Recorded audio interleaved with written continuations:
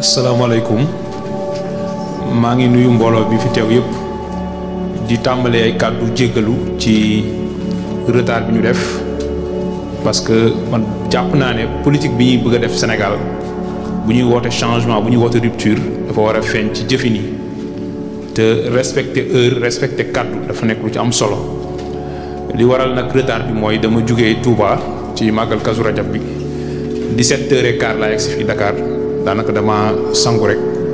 génnaat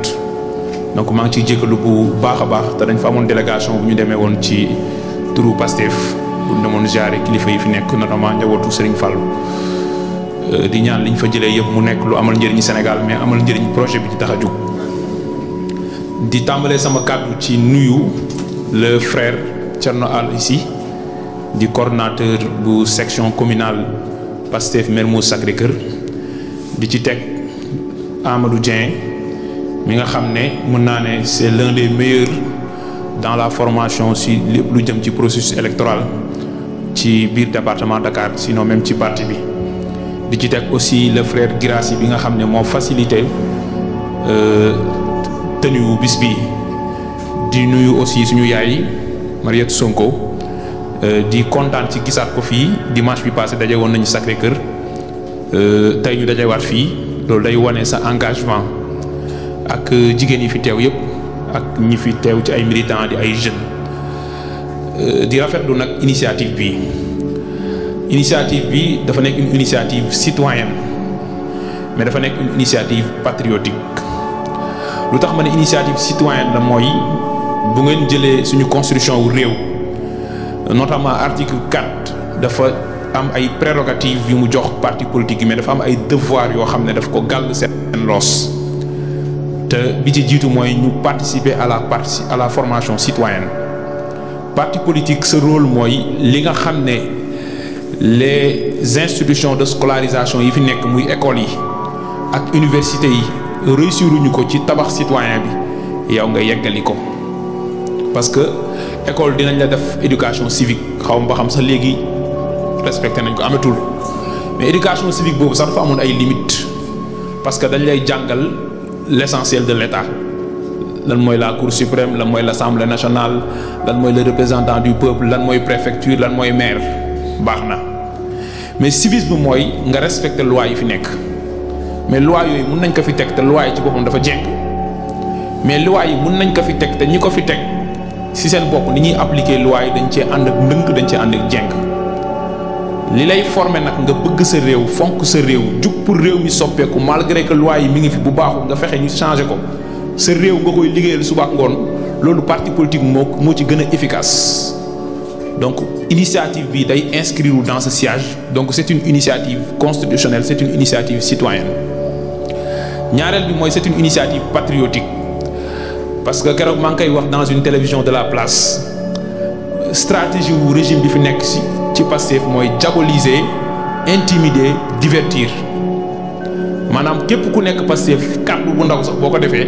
sa kàddu mën nañ ko jël tagg ko pour jaxase la ak àdduna bi mais heure boo génnee ñu wane ne yow nitu fitna ga beneen bi mooy intimider la jàpp tëj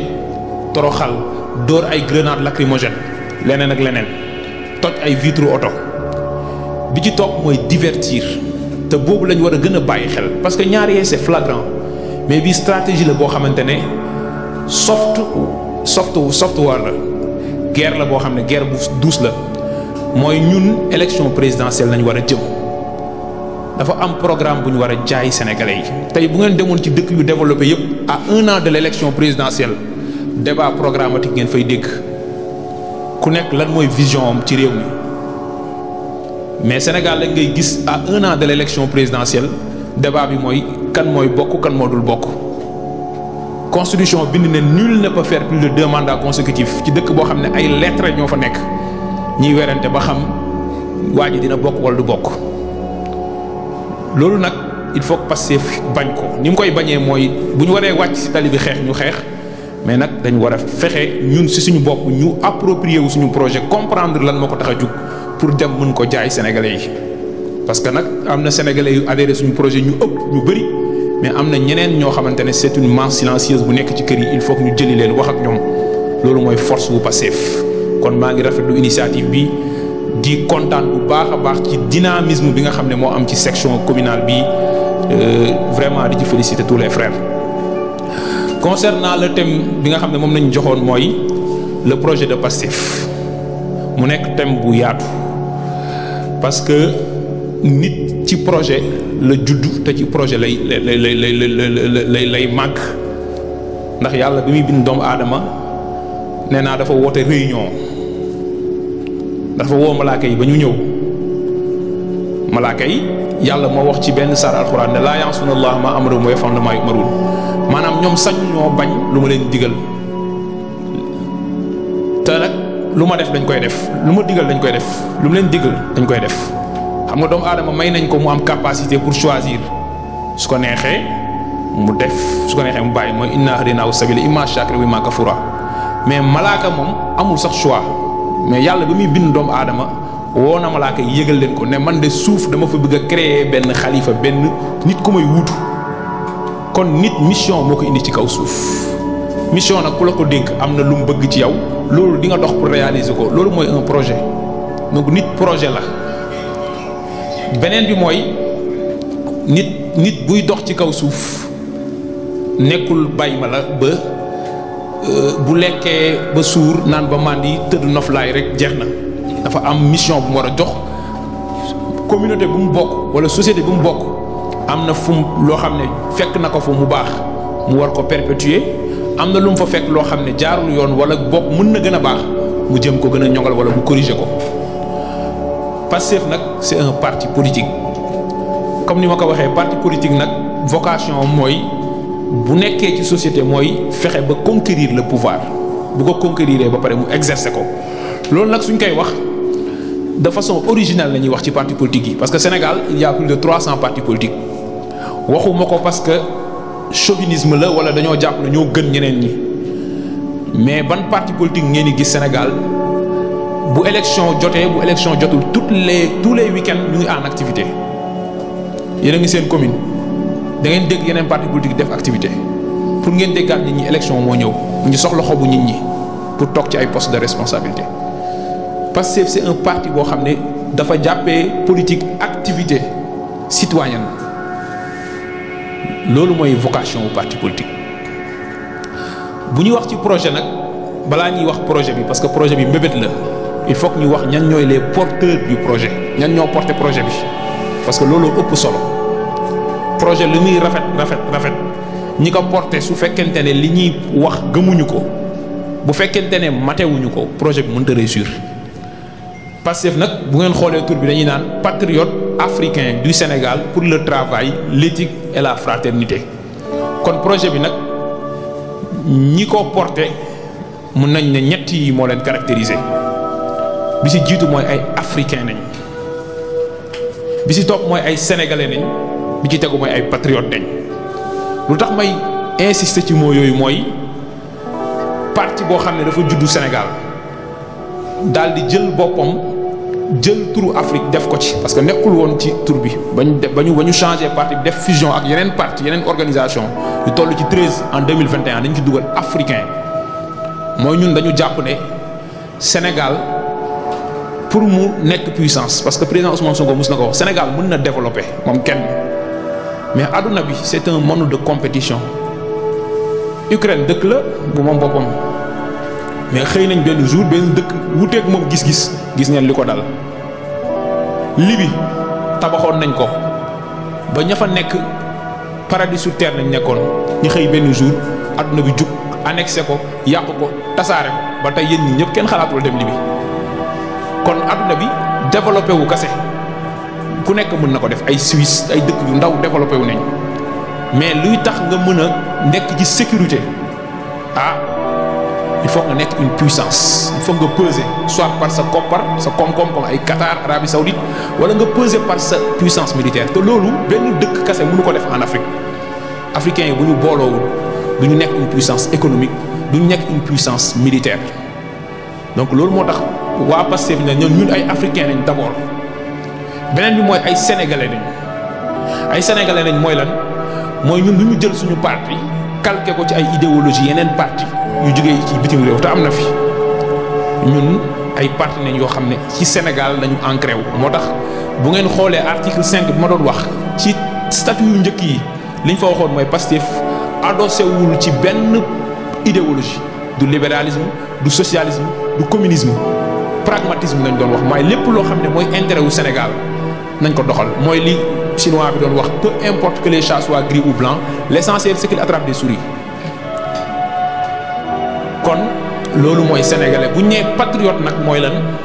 ñii ay africain nañ ay sénégalais nañ waaye nag ñun suñu dëkk bi amoon nañ suñu morom nit ñoo xam ne bi tubaab yi ñëwee ñu takk du ñu def ay jaam dañoo collaborer ak tubaab yi. am na ñoo xam ne jamono colonisation ay ambassadeur tubaab nañu woon am na ñoo xam ne après indépendance ba léegi bu ñu xëyee suba ak ngoon ñu ngi dox ci intérêt wu tubaab yi. am na suñu nekk ay chef d'état am na suñu nekk ay homme d'état ministre directeur leneen am na suñu nekk ci yeneen secteur comme lu mel ni ay homme d'affaires ak yeneen. kon patriotisme kon moo manqué woon Sénégal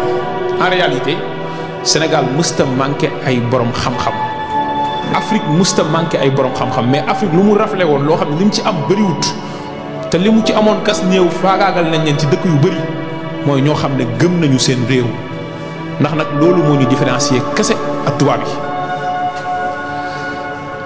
porteur du projet bi kon nañu xam ne képp ku nekk Pastef ñett yi dafa war a leer sa bopp ne man projet bi may porter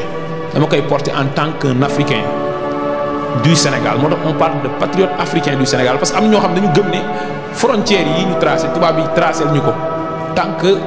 dépassé wuñu loolu suñu réew yi ni ñu ko bëgg a tabaxee duñ ko tabax parce que ay balkanisation la nga gis diggante Sénégal ak Gambie gis ngeen ni mu mel loolu ñun suñuy dëkk ñun ñoo nañ ci waxtaan xool lan mooy suñu intérêt ñun ñëpp ñun ak suñuy mbokk Gambie ak leneen mais ni ko tubaab yi daggee nga dem Congo ñu xaaj ko leneen ak leneen donc loolu dañ ci war a jug le projet de Pastef nag dafa am finalité dafa am un objectif muy benn ñaareel bi mooy dafa am ay dimension objectif yi maanaam da nga koy jël nga tas ko bi ci topp mooy projet bi dafa am ay moyens yoo xam ne ci lay jaar pour atteindre objectif bi ma njëkk bi ma war a wax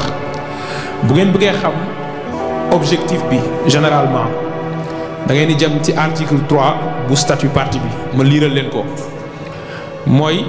l'objectif de Pastef les Patriotes est de mettre en œuvre le programme qui fera du Sénégal une nation prospère et solidaire, ancrée dans les valeurs fortes du travail et de la solidarité, au sein d'une Afrique libre et unie, dans un monde meilleur. lii mooy l'objectif bokkul ak nag li ma waxoon keroog te muy dimension wu projet bi man loolu laa ko jàppee mais gàttal la woon mais dinaa ci ñëw ci article 5 bi. finalité boobu mooy lan. mooy def Sénégal une nation prospère kon donc but bi nation prospère et solidaire pourquoi on parle de nation prospère et solidaire mooy choisir ñu ko noonu prospérité bu ñu koy wax c'est sur le plan économique mooy dëkk bi am koom nit ñi seen salaire yokku infrastructure de base yi war a am ci dëkk bi ñëpp accéder à l'énergie ñëpp accéder à l'eau potable képp ku investir sa alal nga gis ci yokk-yokk loolu mooy prospérité baykat bi sentir ko nappkat bi sentir ko enseignant bi sentir ko mais prospérité boo xam ne ay inégalité moo am ñii dañoo am ba sonn lool ba sori lool ñii ñàkk ba du amul lu ñuy lekk comme boo demee dëkk africain yu mel Nigéria wala Angola mais est-ce que loolu modèle développement bu baax la loolu ay crise doo ci jug donc modèle boobu il faut que ñu moytu ko moo tax prospère et solidaire dëkk boo xam ne dañuy promouvoir solidarité mooy dimbalante te solidarité ki ci war a jiitu mooy état te état nag bu ñu leen nee solidarité waxuñ la ngay jël ay bourses wu 25 000 wala 40 000 tous les 3 mois nga jox ko nit ñi solidarité mooy ndimbal boo xam ne day fexe ba yow nga jug ci ndimbal loolu mooy solidarité. buñ nee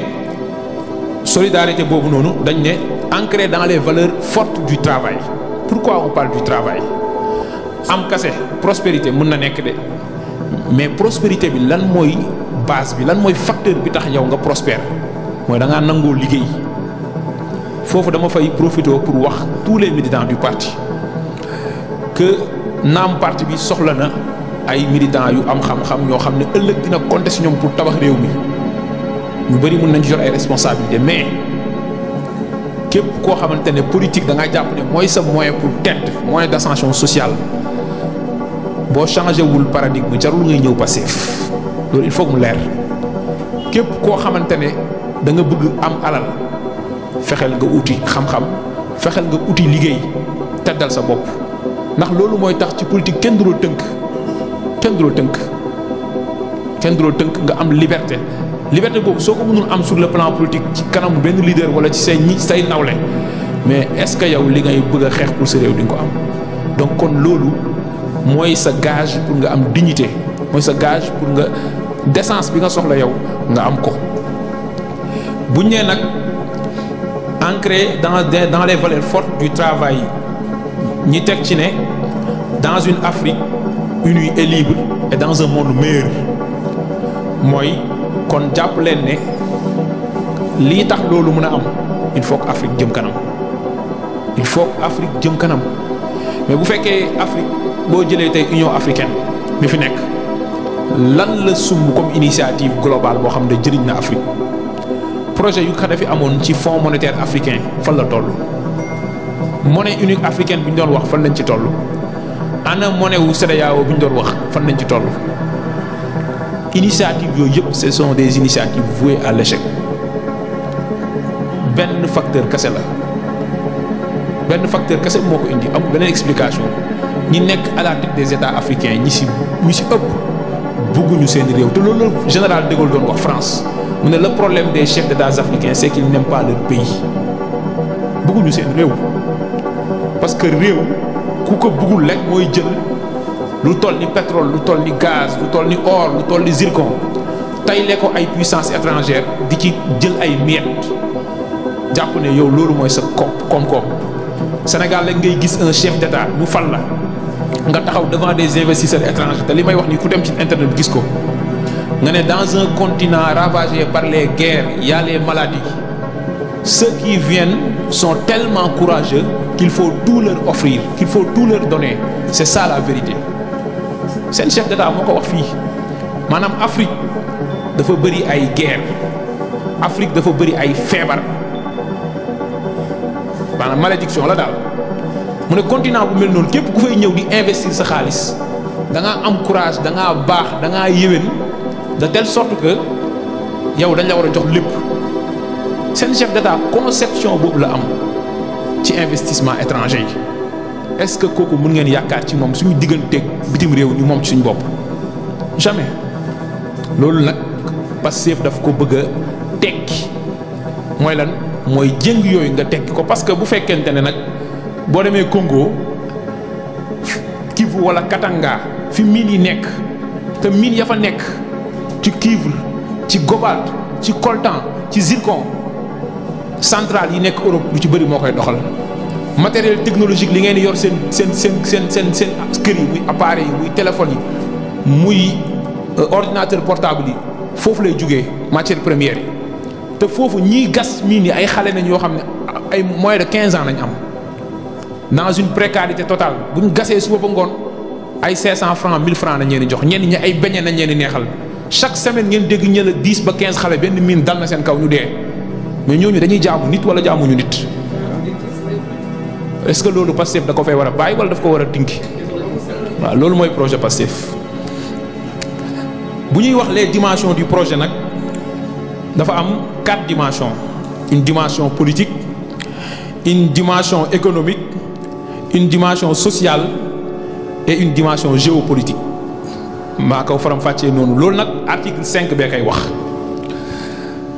mooy ne la dimension politique du projet mooy Pastef dafa am gis-gis bu mu am ci politique Sénégal ne nii la politique gu Sénégal war a doxee nii la état bi war a tëddee bi si jiitu mooy Pastef c'est un parti laïque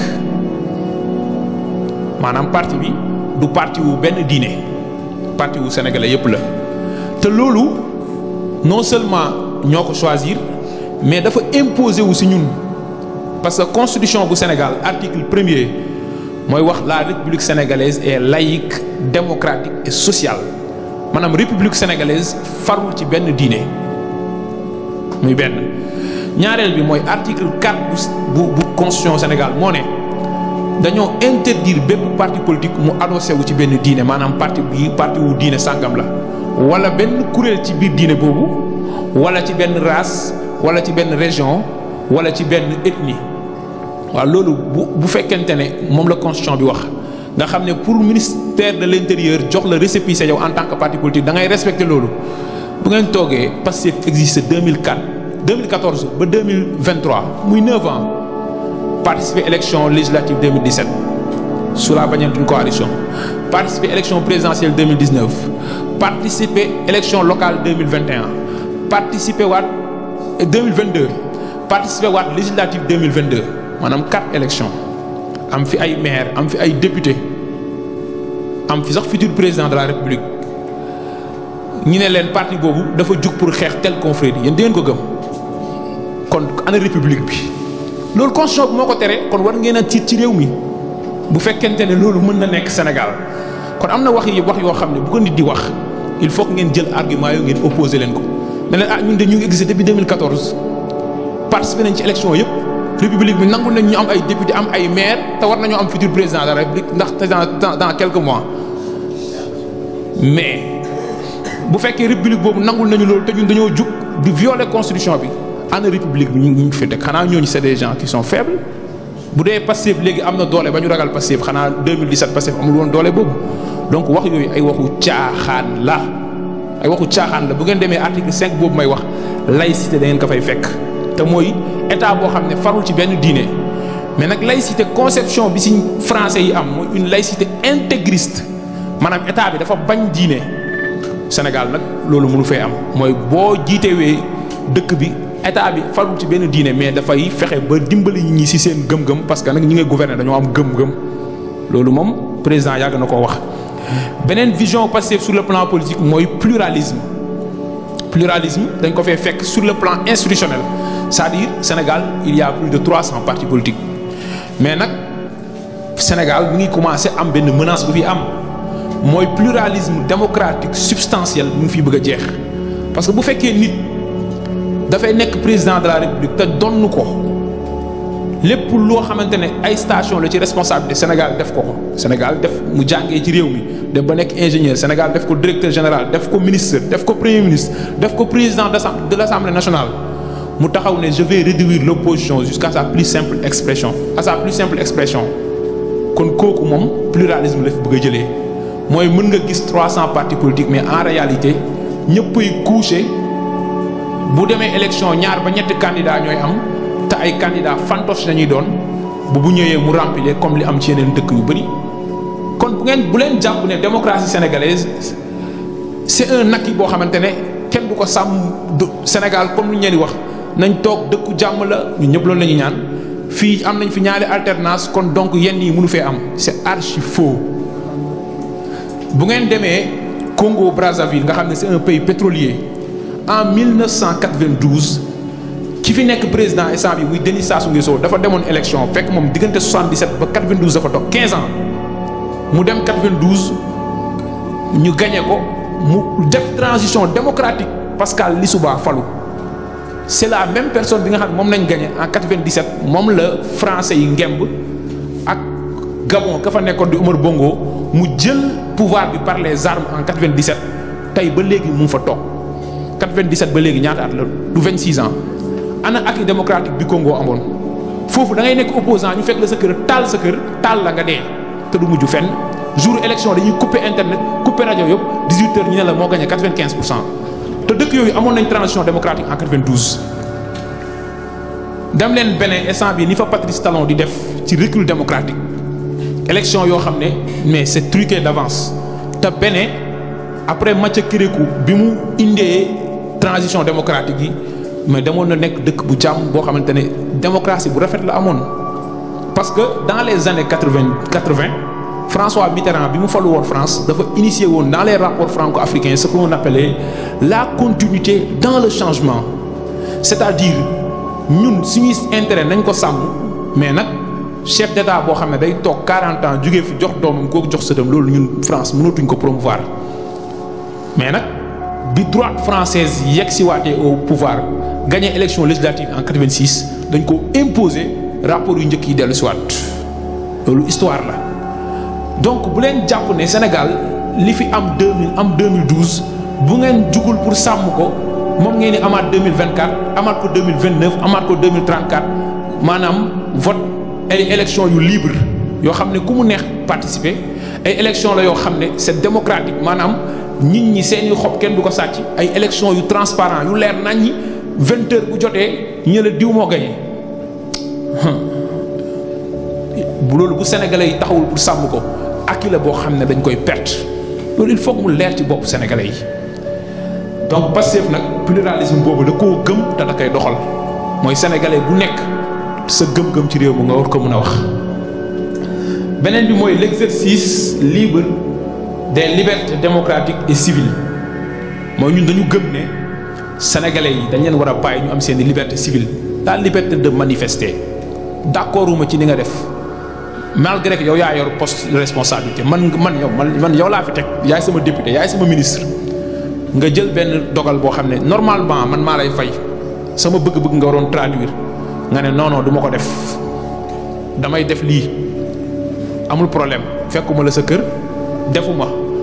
loruma tojuma waaye nag am naa droit ñaxtu ko bëgg naa àjjuma bii di ñëw ma sol sama lu xonk taxaw telle place def ko nga ne ma doo ko fi defee par force loolu foofu la Sénégal toll Pastef loolu la fi bëgg a jëlee donc kon li Pastef di xeex c'est pas contre la République képp ku leen wax Pastef c'est un parti anti-républicain c'est archi faux article 4 du statut da koy wax parti républicain la mais république nag mooy li ñëpp bokk mooy res publica bu fekkee nag république boobu ñi ñu fi teg dañoo jël république détourné ko def ko une république privée privatiser ko une république de clan une république de famille une république de lobbying mais lan ngeen bëgg nit ñi bàyyi leen ko au nom de la république est-ce que loolu mën na nekk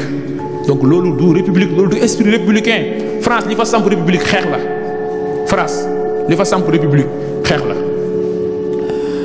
la dimension économique du projet de Pastef mooy ba léegi ci article 5 ngeen koy gis mooy la reconnaissance du rôle primordial de l'État et du rôle central des peuples dans le développement mooy développement économique bi ñu bëgg état daf ci am un rôle central parce que bu ngeen demee ci esprit wu néolibéralisme li ci ëpp mooy état dañuy bëgg a dindi loxoom ci économie bi te loolu bu ngeen demee dëkk européen yu bari moo leen sànq askan yi léegi seeni acquis yu ñu amoon sur le plan social notamment domaine yu gënoon a sensible ay santé léegi dañ koy privatiser parce que lan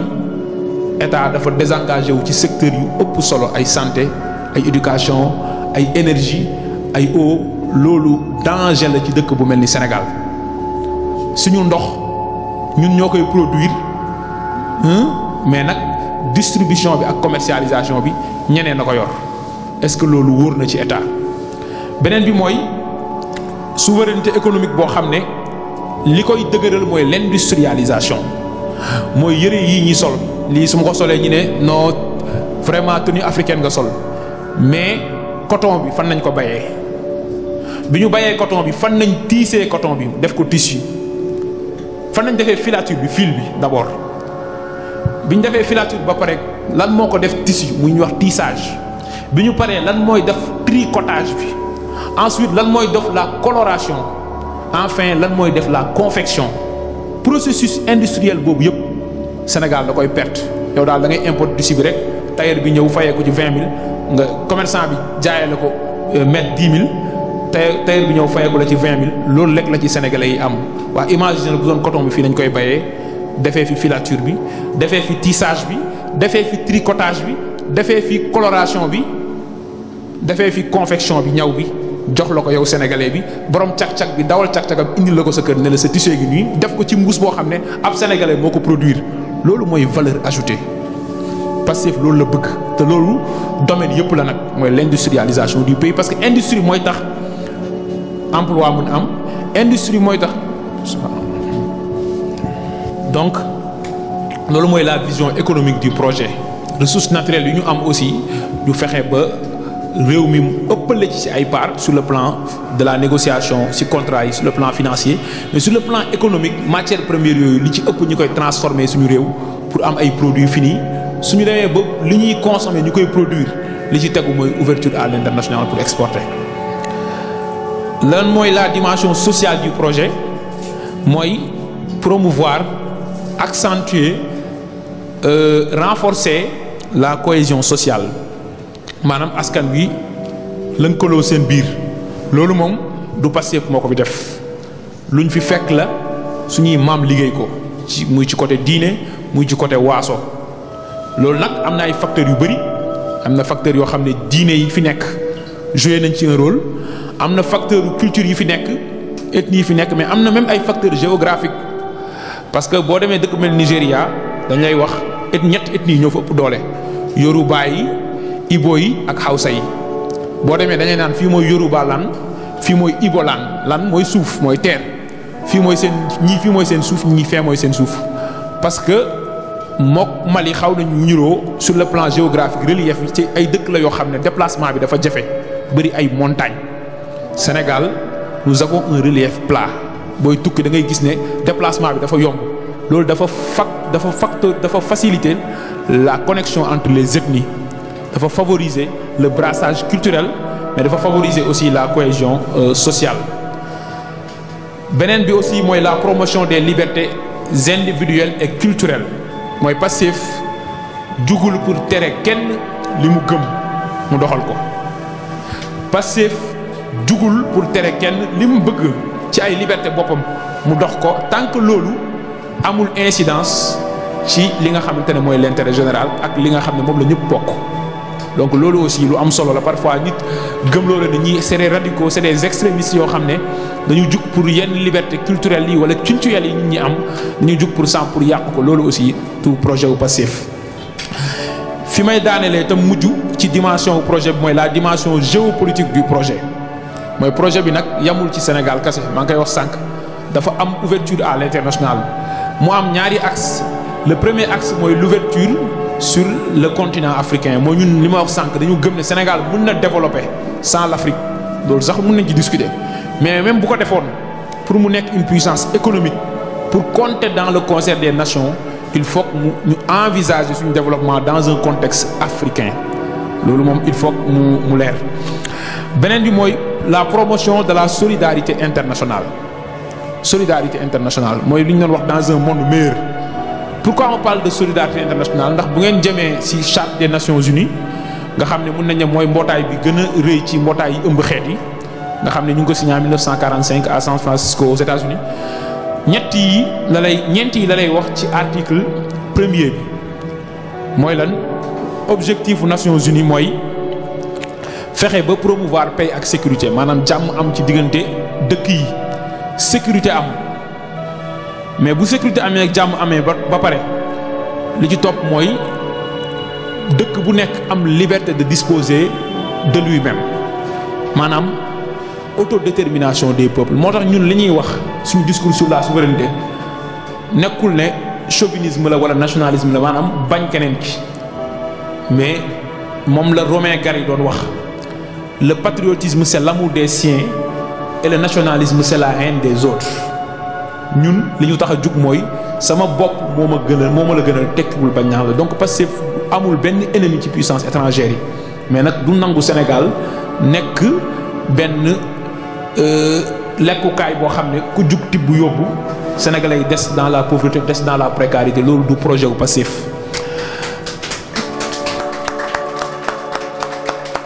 beneen bi mooy promouvoir la coopération internationale loolu ci charte Nations Unies la nekk mooy fexe ba dëkk yi coopérer seen biir parce que dañu nekk ci àdduna bu tijjeeku boo xam ne dëkk yi war nañ mun coopérer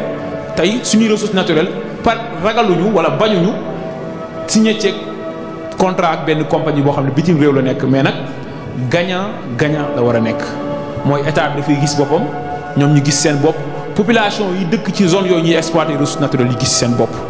environnement bi aussi ñu bañ ko yàq. moyens yi nga xam ne nag moo ñuy permettre ñu atteindre cet objectif bi ci jiitu mooy les moyens humains mooy les militants